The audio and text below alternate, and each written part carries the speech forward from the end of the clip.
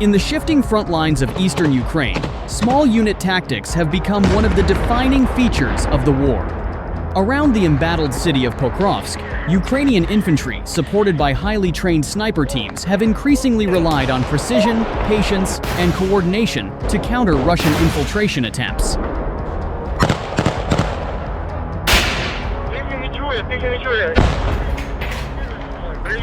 Unlike the early phases of the conflict, where large mechanized formations dominated the battlefield, fighting in 2024, 2026 has evolved into a grueling mix of trench warfare, urban combat, and reconnaissance-led engagements.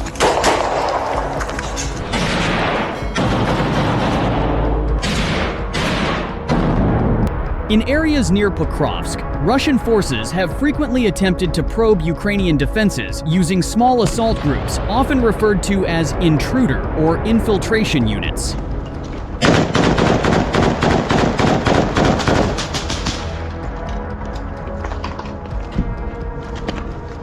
These teams typically move under cover of darkness or poor weather, attempting to exploit gaps in defensive lines.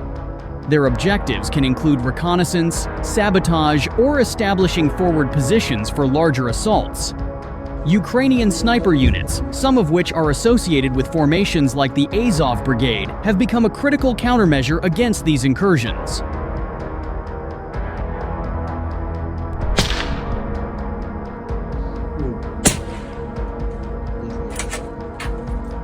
Operating in pairs or small teams, snipers are tasked with detecting and neutralizing enemy movement before it can develop into a larger threat.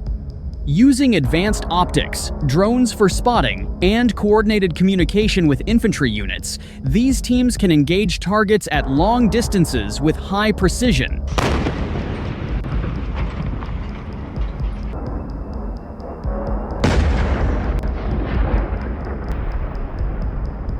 Their effectiveness lies not just in marksmanship, but in discipline and concealment, often waiting hours or even days for the right moment. Reports from the front suggest that many of these encounters unfold as slow, methodical engagements rather than chaotic firefights.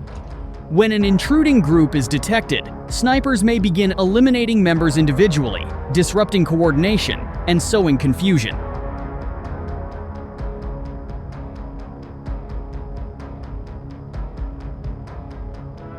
Combined with supporting infantry, who secure positions and prevent escape, these tactics can effectively neutralize infiltration attempts without escalating into larger battles. The city of Pokrovsk remains strategically significant due to its role as a logistics hub in the Donetsk region. Control over surrounding areas directly affects supply routes and operational flexibility for both sides.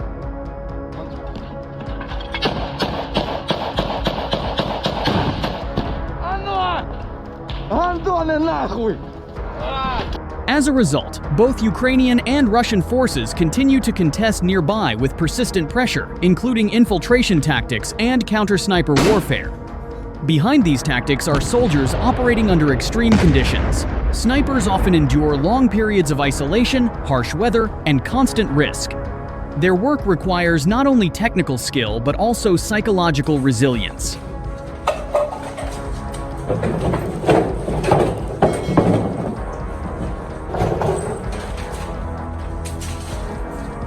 For infantry units, coordination with sniper teams can mean the difference between holding a line and being overrun. The cooperation between these elements underscores a broader shift toward decentralized, adaptive warfare. While the broader conflict continues to evolve, the fighting near Pokrovsk illustrates how precision tactics and small unit effectiveness are shaping outcomes on the ground, one engagement at a time.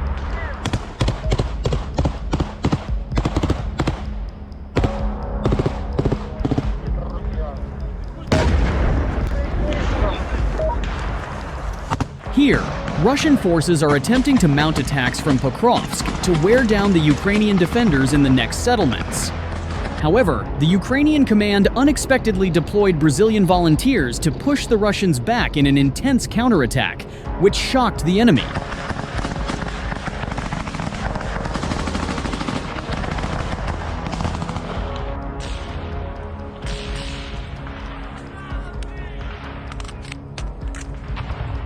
Currently, the Russians are focused on taking control of the surrounding area of Pokrovsk and Mirnograd, having already captured the towns.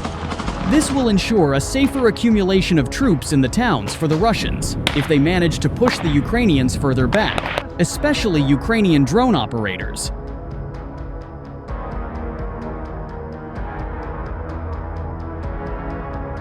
The Russians have already begun moving artillery to the southern outskirts of the town, indicating that this area is now out of the range of standard Ukrainian drones. Additionally, the Russians created a kill zone within a 20-kilometer radius of the center of Mirnograd and are targeting anything that moves, which complicates Ukrainian activity in the area.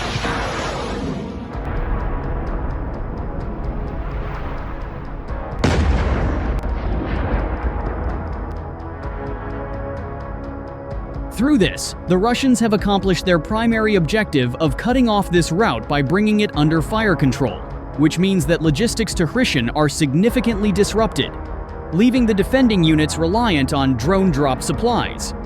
By taking Hryshyn under control, they could cut the logistics going into the northern outskirts of Mirnorad and Rodensky, where Ukrainian defenders still hold positions despite fierce battles.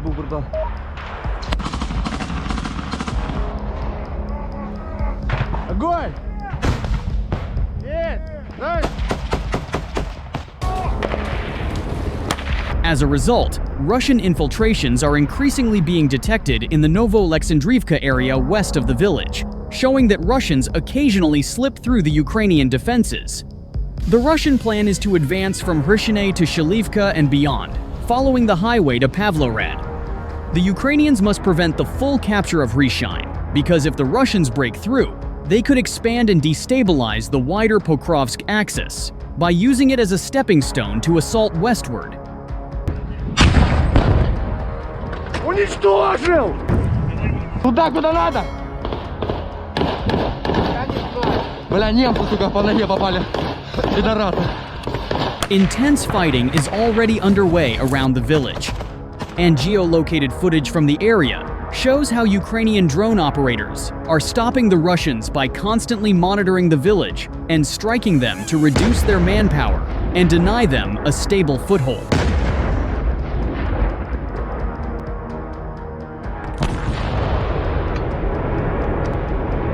On one occasion, 2 Russians attempted to shoot down the incoming FPV drones unsuccessfully, resulting in the death of one of them, while the other tried to hide in a destroyed building without success.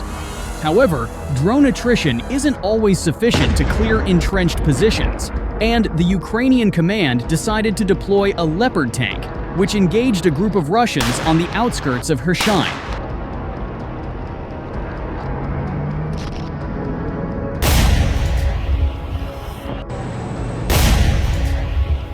The Russians were attempting to enter the settlement from the direction of Pokrovsk when they were spotted by a Ukrainian drone, so the Leopard tank advanced to a close firing position and used its main gun to open fire. During the operation, a Russian FPV drone was deployed against the tank and managed to strike it, showing the danger that Ukrainians must face because of the high enemy drone activity.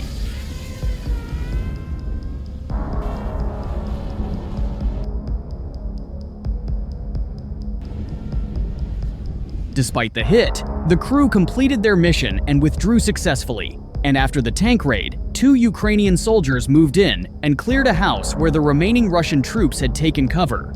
One Ukrainian soldier provided cover with automatic fire into the building, while the other threw grenades.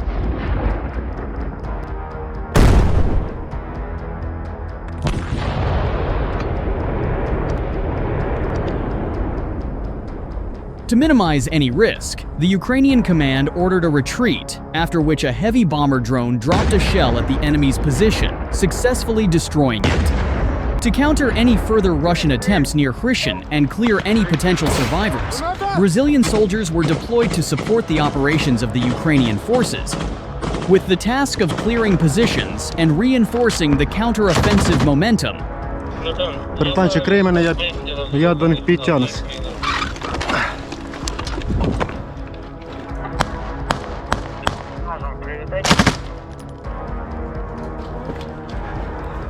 Geolocated footage captured by a drone shows how Brazilian soldiers are clearing a church and houses inside the settlement. They are using explosives to blow the entrance of the building and sustained small arms fire to suppress Russian positions. This tactic is based on their previous military experience from their native country and is used to cause injuries and chaos before entering the buildings, reducing the defenders' ability to resist.